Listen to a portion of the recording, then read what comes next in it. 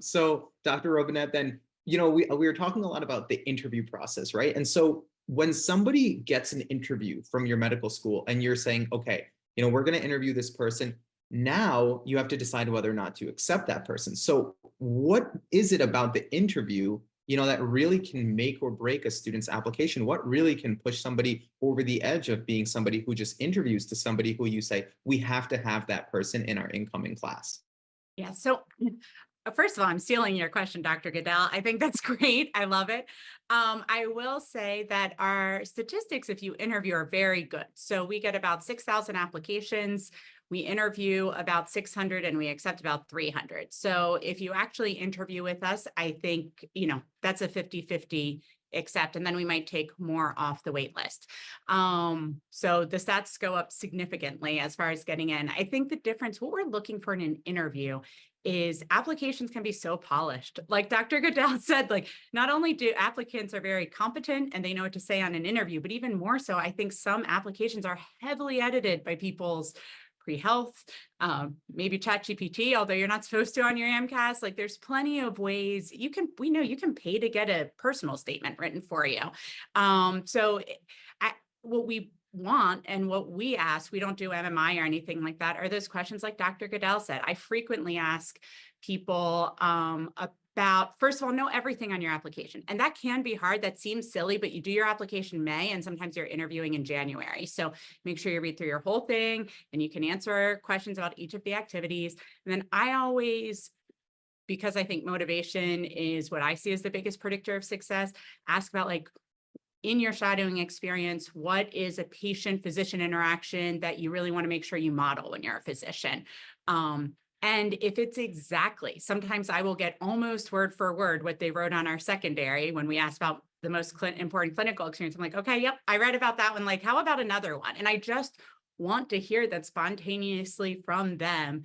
They can convey the same level of motivation and same passion, same interest. And I know Mr. Taylor said this. I feel like it also came up in the last time. This is why you should do activities you love. I want to see enthusiasm. Like you can talk to me about like women's sanitary products for menstruation, or, work with people for clean water, or like, it doesn't have to be medical, but I just want to see people who have spent time doing things that they're excited about, like playing sports, like that is, being part of a team. Talk to me about what that was like. What was it like in the locker room when things are hard? Kind of getting at that resilience. So we're really just asking about your application and making sure, doing our best to make sure that you are as motivated and as engaged as your application seemed. That's awesome. Yeah, great answer as well. And Mr. Taylor, I'm going to ask you a similar thing, but before I do, remember we have 440 questions so far in that Q&A. We're going to try to get through as many as possible, but I think that this is so valuable to ask because, again, we're not asking you to share all of the questions that you ask in an interview of a student typically, but what are some of those types of things that really help distinguish somebody when you're talking to them, that you can get a sense that, this person's really going to be an excellent physician. They're somebody we want in our medical school class. Yeah, we're really very laid back in our interviewing process. We do one little standardized interview of about 5 different questions that we do actually score on a rubric, and we tell our committee, start in the middle. This person is average, but their answers either move you up or down from average in that. And the second one is totally an unstructured interview where we just talk about the person, and you can pretty much tell a lot of the time when there's real passion and real what we call fire in the belly to do medicine. But basically, and I think both my colleagues here have very well hit this. These people are polished. They know what this is about. They know what they're supposed to be doing. They know what they're supposed to look like on this. And really, the most, I think really probably the most important thing about the interview is that it on occasion lets you pick out the person with the third eye, the person that just really doesn't fit, that doesn't work for you, that really, you wouldn't want to let them work on you with a vaccinated crowbar. You just want to stay away from that person. The rest of the people are going to be pretty well, but every once in a while, you get that person whose enthusiasm and not over the top, but well rooted, well experienced. This is what they've got to do in their life. They know that's what they got to do in their life. They're really passionate about going into the profession. I love it. I love it. And so a question that I keep seeing in the Q&A is about research. Dr. Robinette, I want to ask you a little bit about the importance of that.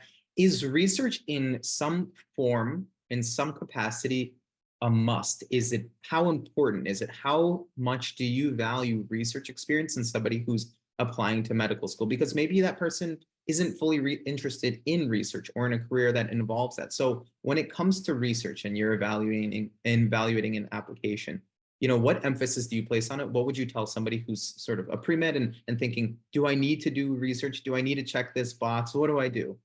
Yeah, anyone who's a pre-med, I recommend do research. This was a question that I saw too, that I recommend you do research outside of your classes. That be like not just your organic chemistry lab, but actually go and volunteer and work in a lab. It can be for one of your professors or somewhere else during the summer. We do not require research. So we accept people every year who have no research at all for our MD only program. We do have a robust MD PhD and MD master's programs, which of course do require research. But you know, I've been on enough of these panels to know that Ohio State and Hopkins, and there are plenty of great medical schools out there, do require research. So whenever I am giving advice, I say just make sure you get some research experience.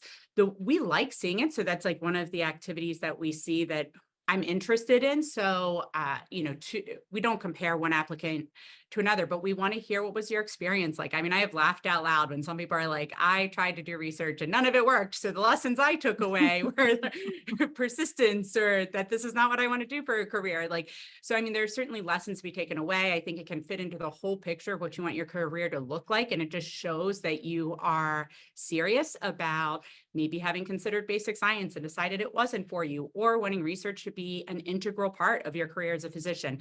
So make it part of your story. We certainly, you know, like reading about it, like to see what people's impressions were, what their takeaways were, but it is not required for our MD only program. And we accept people every year that have zero research.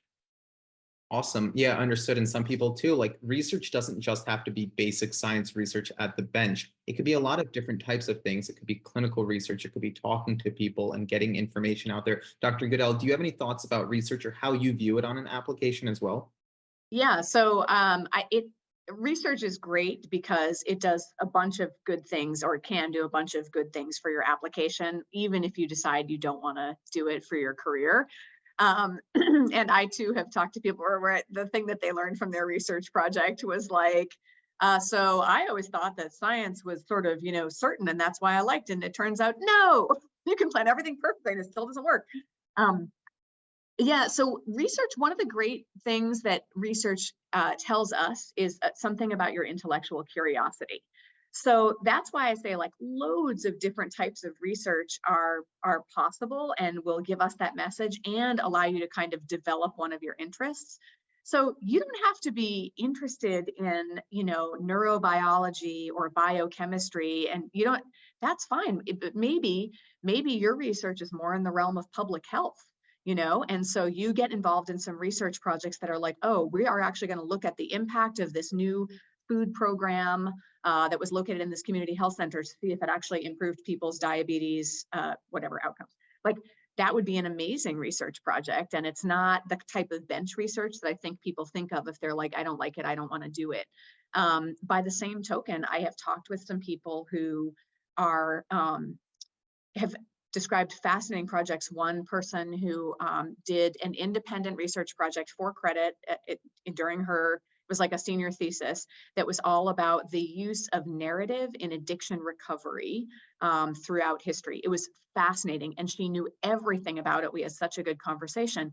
So, and you know, she talked about how that impacted her, and was she planning to be an addiction researcher? No, not necessarily. But what I got from that is like, here is somebody who is really curious, who wants to go find out more, who can work independently. You know what I mean? All these other things. So I also encourage people to do research, but just expand your definition of research and know that like we're sort of taking from that research whatever it is you give it. Like we don't want you to do research because we're trying to see how likely you are to become a Nobel Prize winner. Like that's not the thing. We're just trying to see other things like, are you curious? Are you persistent? Can you work in a team? Can you, it's more like that.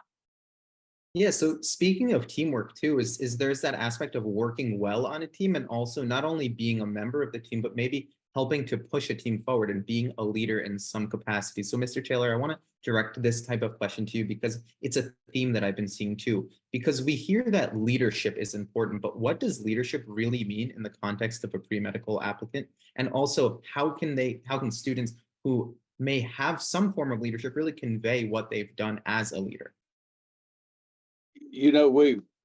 We really like to see leadership. We think that's very important, and I think Dr. Goodell spoke to that just a moment ago when she was speaking about participating in research. And for us, the real value of research is the applicant knowing that research is happening and actually knowing how to apply what's coming out of the research. Medicine moves on research. And they've got to really know how to use it, and however they find out how to use it, it is up to them.